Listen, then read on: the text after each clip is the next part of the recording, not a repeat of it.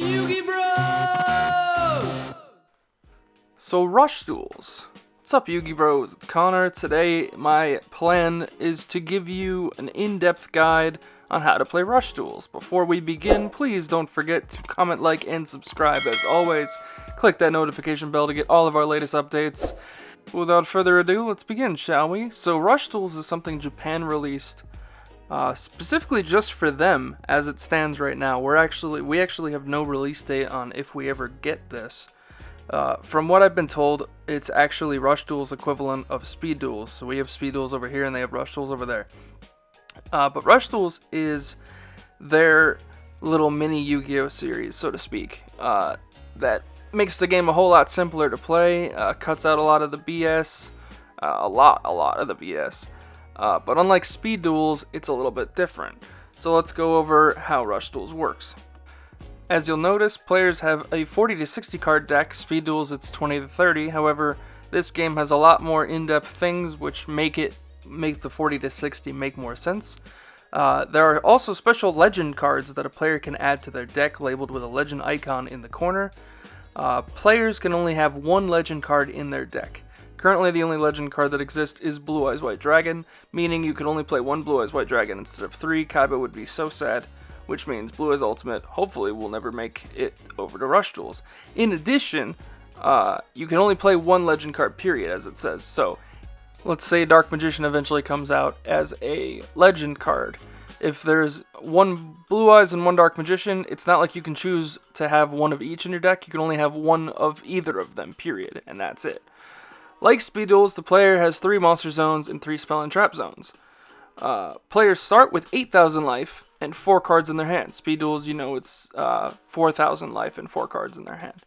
Now, this is the big one. When the turn starts, the turn player draws cards from their deck until they have 5 cards in hand. 5 cards in hand, guys. So you can have 0 cards in hand and draw 5 for turn. You could have 3 cards in hand, you draw 2 for turn. You draw until you have 5 in hand. And if the turn player has 5 or more cards in hand already when they're supposed to draw, they still draw 1 card. So even if you have 5 and it's your draw phase, you're still going to draw 1 card. So drawing through your deck is very, very critical in this game, which is why 40 to 60 makes sense. If a player is obliged to draw and has a less number of cards in their deck than they should draw, they automatically lose the duel. This is the same rule in all Yu-Gi-Ohs. If you can't draw a card when you're supposed to draw a card by game mechanics, you automatically lose the duel. So don't deck out. But obviously with 40 to 60 cards as the limit, you could play over the 40 so that even though you're drawing like 3 to 5 cards every turn, you can make it so that you won't deck out, or at least you won't deck out as fast as your opponent does. There is no hand size limit. This is actually really good for the sole factor of the fact that you do draw 5 cards a turn minimum. Or you draw until you have 5 cards every turn. This is actually really nice. It allows you to not worry about a hand size limit, especially in the game whose main mechanic is to draw until you have 5. I think it would be a little counterproductive if it said, yeah, but if you have over 6, you have to discard until you have 6 at the end of the turn. So, players can normal summon as many times as they wish. Yes, you heard that correctly. Normal summon and set is actually what it should say. You can normal and set as many times as you wish per turn. Now, that's literally insane, actually. But the tribute rules for level 5 or higher monsters still apply. Still, that means if you have, let's say, a 2 tribute monster in hand and 2 weaker monsters, you could, in theory, normal and or set both of those monsters and then tribute summon the level 7 or higher monster right out the gate, which honestly I think is really cool. Makes sure that, you know, you can play bigger monsters and not have it hinder your deck. The phases in this game, in order, are as follows.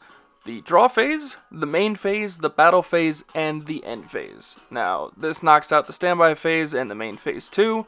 In Speed Duels, we don't have a main phase 2, but we do have a standby phase.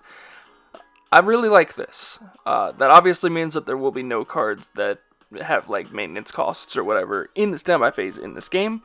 And of course, going off the Speed Duel rules, you're going to have to want to drop everything from your hand before you enter your battle phase, because if you don't, you have no way to do so. And what's crazy is that because you can replenish your hand every turn, it's actually a little bit more productive in a lot of respects to just blind set a bunch of cards because it lets you draw more in the future. You'll have to obviously toggle with that depending on whether or not you want to risk losing your cards because you set them to draw more, or keep them but understand that you're going to draw less because of such, which is actually really cool, like little interaction that Yu-Gi-Oh's never had before. So this is a cool one. Card effects have an implicit once per turn condition. That player, however, does also need to satisfy the requirements to use said effects.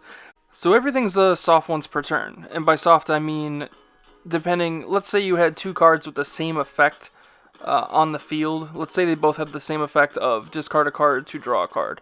You could use each of those effects once per turn, one per each card. Also, if let's say that monster got flipped face down and then reflipped face up, you could use the effect again. Hard once per turn is more like if it says you can only use the effect of X once per turn. So everything in this game being a soft once per turn is really cool. It also saves a lot of space on the card text so you don't get overwhelmed when you read a card, even though half of the text is usually just related to you can only use this effect once per turn, you can only do this once per turn. No, every card has a built-in once per turn clause via the rules. So that's really cool. Every time the Speed Duels came out and I wished they got rid of the main phase 2. In regular Yu-Gi-Oh! This comes out and I wish they just made everything once per turn and got rid of the standby phase and gave you this cool draw effect. I mean, I don't know. That's just me though. But anyways, the requirements and effects of a card are treated as being resolved at the same timing.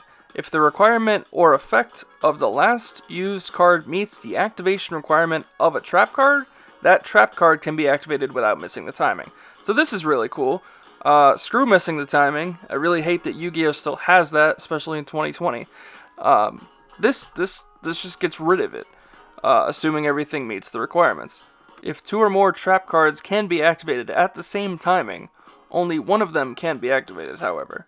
The non-turn player chooses first whether or not they want to activate a trap. If they do not, the turn player can then choose whether or not they want to activate their trap. This still applies the same way it does, but of course it simplifies the fact that you can now actually correctly use cards without worrying about timing issues. I love it. So that's the general rundown. I wanted to showcase what the monster, spell, and trap looked like really quick.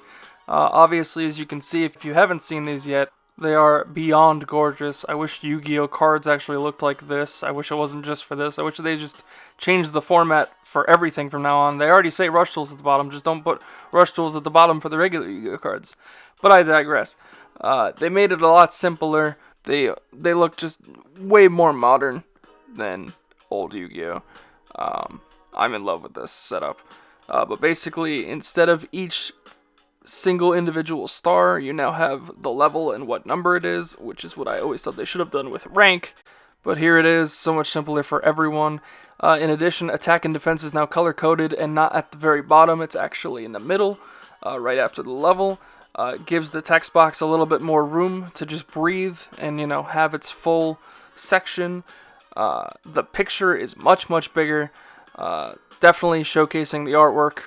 It stands out a lot bigger. Actually, the artwork in general, from what I've noticed from this game so far, is just so much better than what we've had in the past. And even the recolors for specific monsters also looks fantastic.